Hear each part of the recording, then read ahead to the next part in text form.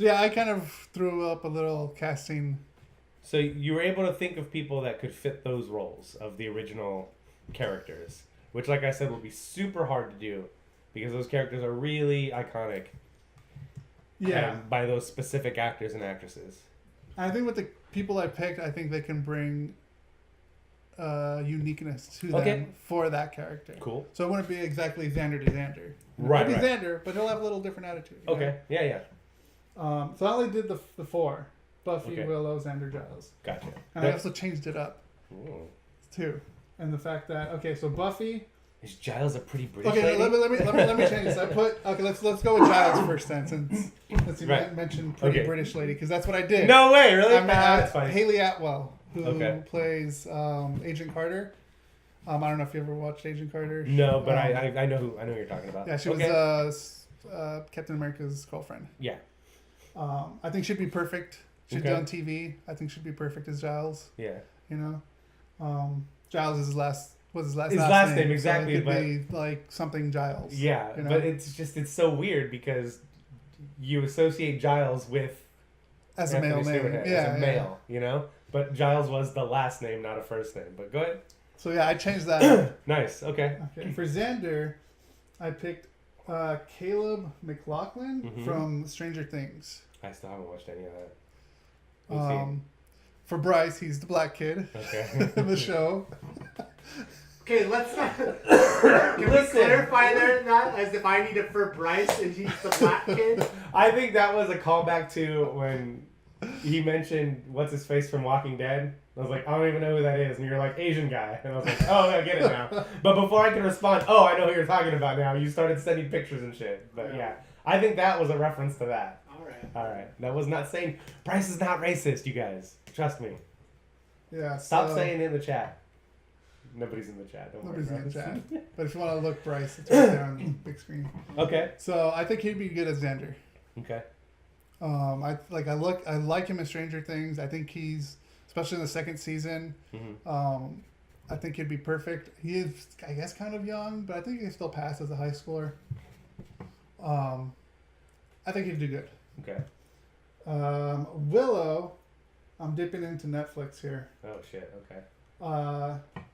Bryce, this is from Everything. She's from Everything Sucks. She plays like the nerdy, like PA on the show. Okay. I don't know if you remember her. Yeah. Abby Brittle. Yeah, I guess so. I do. She plays Leslie. She plays Leslie on Everything Sucks. I need to watch that show. She's just like even when watching it, like she kind of reminded me of like the Willow character, right? A bit. So that's why I think I think she'd be perfect. Okay. For Willow. We got Giles, Xander, Willow, Buffy. I couldn't choose between two. Okay. And this is probably really bad on me, but neither of them are black. Okay. I picked. I can't say her name. I believe it's Japanese. She's in Deadpool 2. She played. Yeti. Yeti. Yeah. I think she'd be perfect for Buffy. Shioni Kutsuna. Yeah, she was in Deadpool 2. Had that shit cracked me up every fucking time in that movie. Yeah. Yeah, she'd be perfect. I think as Buffy. Hi, Wade. She has that she could obviously just her character in Deadpool just kind of has that. She has it. Another one that I picked. Super cute too. Is Lana Condor, who played Jubilee in X-Men Apocalypse. Okay, all right. I know we didn't get too much screen time of her, but what we did, I think she'd be able to pull it off. So those are the two that I picked for Buffy. Either one of those. Okay. But yeah, that's just like I said, that's just my fantasy casting. I also wrote a treatment. I wrote a fucking treatment for this. Funny. That's a totally different than it's its own thing, its own mythology. You should. Which takes place in Cleveland. I'll probably so it can be read. I don't know. Takes place in Cleveland. I even changed the character's name. I used their real names. Okay. Changed later. Yeah. But takes place in Cleveland. Haley Atwell moves here from London to work at a library that was across the street from the school, something like that. The Buffy comes from like a broken home. You know, so like her mom's. I kind of went So almost she's like got Veronica Mars. got attitude. Yeah, so I kind of went with like the Veronica Mars, where like Veronica's mom was like a drunk, Okay. and so she moved out, so she's there, like she's been raised by her dad, which kind of gives like the mother-daughter for Haley Atwell and for that Buffy character. Yeah. Okay. You know, because like how Buffy had the father figure within Giles. That's pretty smooth. Good job, Rick. Flip it up. Flip that script. And then Caleb is known Buffy since she was 9. So instead of Willow and Xander, it's instead of Willow and Xander, it's Buffy and Xander who've known each other for longer. Okay. You know, or at least those two characters. Yeah. Not exactly like that, but so and then I had her kind of hiding that she like this takes place a year after the Hellmouth caved in. Okay. And she's hiding the fact from the Xander character that she has these powers, and then mistrust and how funny is it that all of this fucking chatter, talk / controversy, whatever you want to say, came out of a fucking cheesy movie, a super cheesy movie. Yeah, Christy Swanson. I love that movie, but it is Luke Perry. With him and his receding hairline, playing a high school student, get out of here, Luke Perry, get out of here. But yeah, man, isn't that?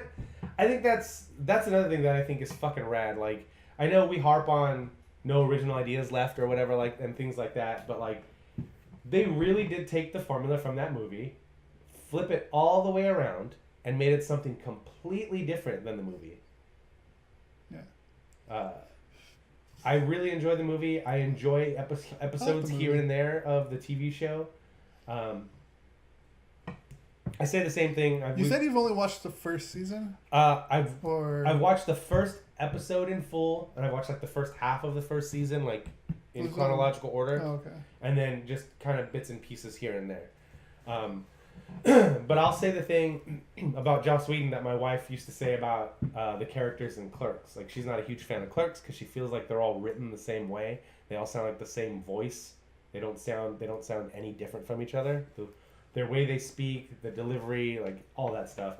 And I definitely feel that about some of Joss Whedon's earlier stuff. Like, it definitely, and it has to do with it, and it has to do with it being their earlier stuff, and both of those writers injecting a lot of themselves into the characters they write. So all of them are gonna sound super similar, but for whatever reason, that doesn't bother me in Clerks, but it bothers me in that first season of Buffy. And that's what, I mean, yeah, they've mentioned that, like, some of that, well, Joss talked about that, some of that and behind the scenes stuff. Uh-huh. Like how when they got Marty Noxon and Jane Espenson to come on as writers, and how much it changed from seasons 1 to 3. Yeah, it was like 1 is different, 2 is different, and then 3 is like where they finally got their footing, or at least even the end of season 2 is where they finally figured out how they're going to shoot this and their settings of it. I think bringing those people in helped him find the voice he wanted for each character. Yeah. Because they all seem super similar. Like, they all have their little quirks or whatever, but again, it's like the delivery, everybody but Giles talks the same in that first season, and it's hard to get through. And I'm going to chalk that up to it being, an hour-long show and trying to watch, 13 hours of content or whatever, and then only having it for 89 minutes in Clerks. You know what I mean? Like, it's over pretty quick there. But then it would be like having Clerks and then another Clerks and then another Clerks where everybody sounds the same. It would probably get grating for sure. Yeah. The cartoon definitely changed that. Yeah, everyone felt more unique. Yeah. But so that's my only real beef. Like, I know I poke a lot of fun at Joss Whedon mostly just to get a rise out of you. Like, I don't think he's terrible. I don't think he's the devil. None of that. I like to poke fun at him because I think it's funny. Like, you, it's under my skin. Right? You and my brother, it gets under your. It's like that's the quickest way to get a reaction out of you guys. Like, we've talked about it before. The quickest way to get a reaction out of Bryce is like, I know there's that whole stupid like meme or whatever, that whole say I won't thing. Like, that's the quickest way to get a reaction out of Bryce is go, you won't do it. And like, it's the quickest way to get a reaction out of him. So when I want to get a quick reaction out of Bryce, I'll do that. I'll call him a pussy and say he won't do it. But by now he's known me long enough to know I'm just breaking balls and he doesn't feed into it. You and my brother, however, every time I mention anything negative about Joss Whedon, I can see it bubbling. I can see it, and that's why I do it. Yeah, I'm a dick. Just call me Randall. Uh, But so- yeah, Going back, I like your ideas. I like him too, Of course. and I'm for hire. So Yeah. You want someone with the same voice you had 20 years ago, right here. But yeah, I love the character so much. It's hard to see it played by someone else, but right. I will watch That's it the issue, man. because Whedon is involved with it. I'm gonna watch it if he's involved. I really hope they call But- it something else and call them something different. I don't even care if they call it Buffy the Vampire Slayer: The Next Generation. Like I don't even give a fuck as long as the story's good. Like yeah, That's what that's matters. that's obviously become the property. Like, and I don't know if you can call it Buffy and not have a character named Buffy, or maybe you call it Legacy or Buffy Yeah. Legacy or something like that. That way you don't have to have a character named Buffy.